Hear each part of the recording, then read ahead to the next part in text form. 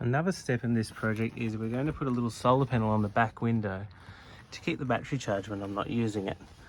And these cars are positive earthed, which is very unusual.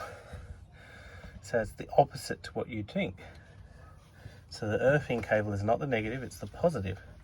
So we're thinking we're going to run a solar panel and leave it on that back shelf, pass it underneath here where the chair would be, and attach it to the battery. So he's gonna put some rubber over the terminals,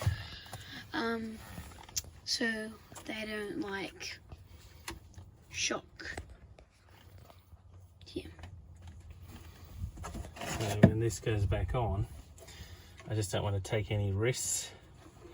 So I'm essentially going to just have some rubber over the top of the positive and negative, because it is a positively earthed vehicle.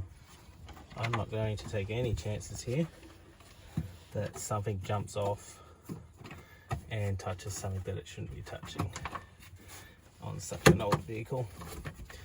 That's why I always carry a trusty fire extinguisher, because you never know with old vehicles what might happen next.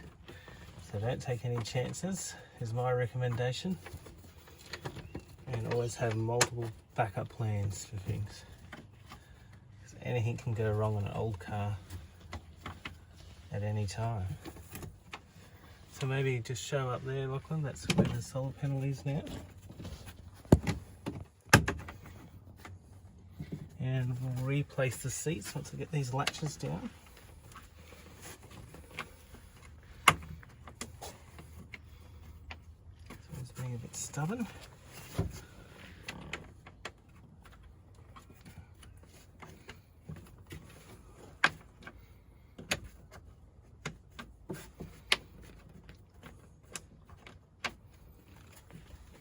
That one's warped a little bit there.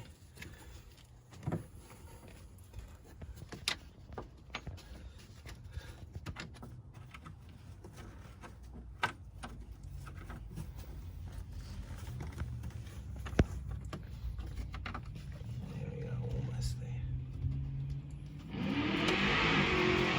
Oh, one of the lovely neighbours is testing out their tyres. Yeah. Well done, try hard. Always increases house prices having people doing that. It gives you that nice dodgy feeling for your surrounding neighbourhood. Well done.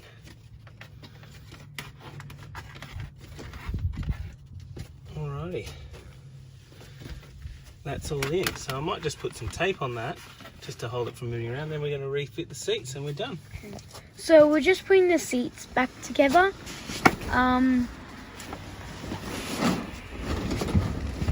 So it's like so we can actually sit. My dad's fixing it really good, and